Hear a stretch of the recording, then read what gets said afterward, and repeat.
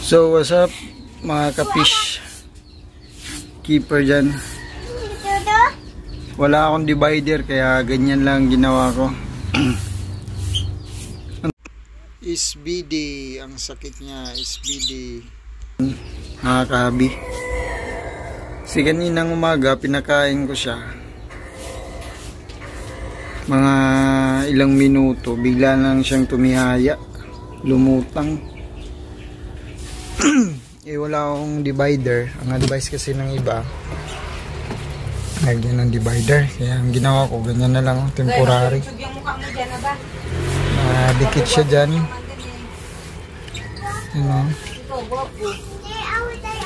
Dikit siya dyan. Hindi ka gwapo? Hindi. Gwapo ka, dimpul mo pa nga at saka bros mo. Maingay.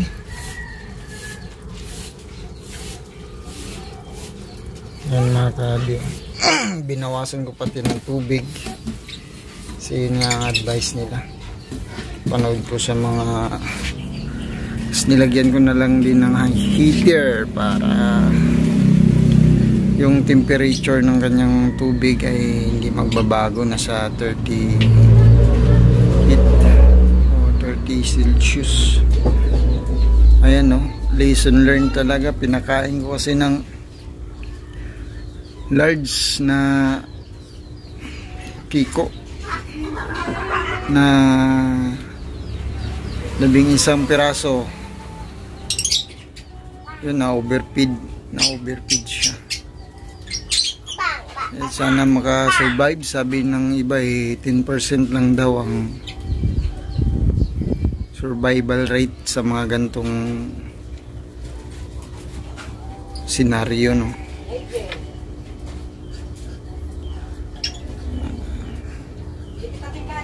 Sana makasurvive siya.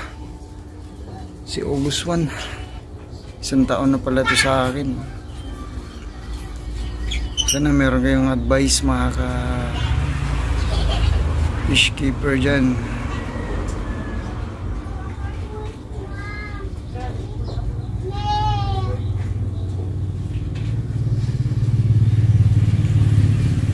Ano?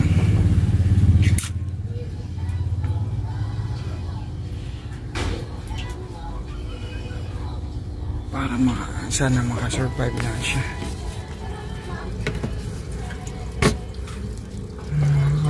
Sayang to pag namatay, ang laki pa naman niya.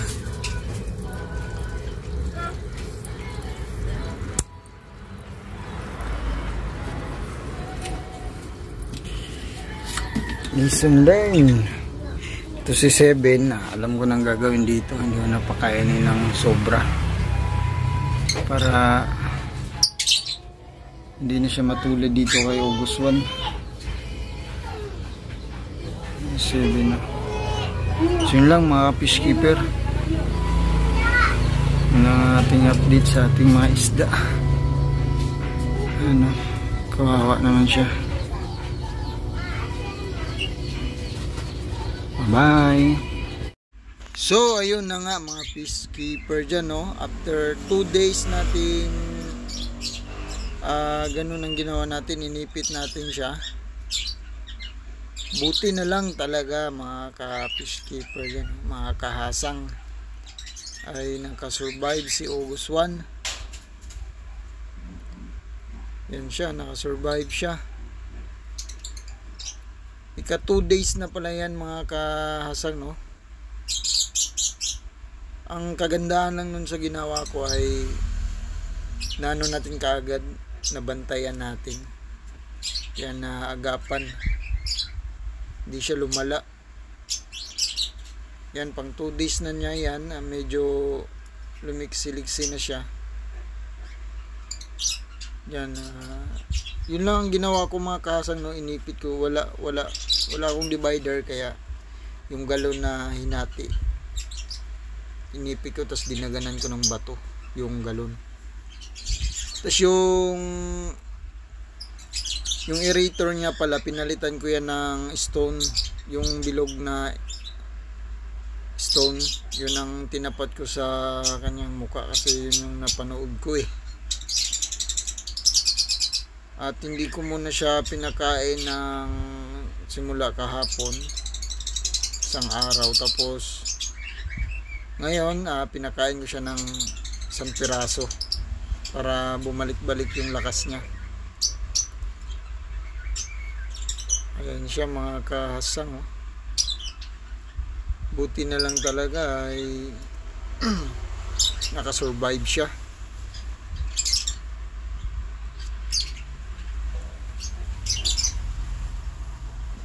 Namimili na ako ng isda sa sa Facebook kung ano ipapalit ko dyan eh.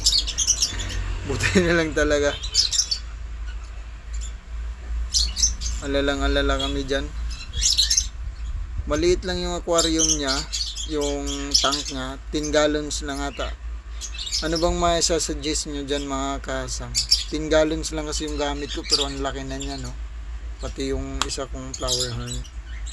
Pareho sila 10 gallons lang. Tingnan nyo yung laki niya ata, tsaka yung tank niya. Maliit na siya. Maliit na yung tank sa kanya. Yung tubig niya pala ay dadagdagan ko lang yan mga siguro bukas. Kasi medyo hindi ko pa siya masyadong pinuno kasi nasa stage ng ano pa siya, recovery. Pero at least hindi na siya tumihaya, ano. Yun, no? Medyo maliksi na siya.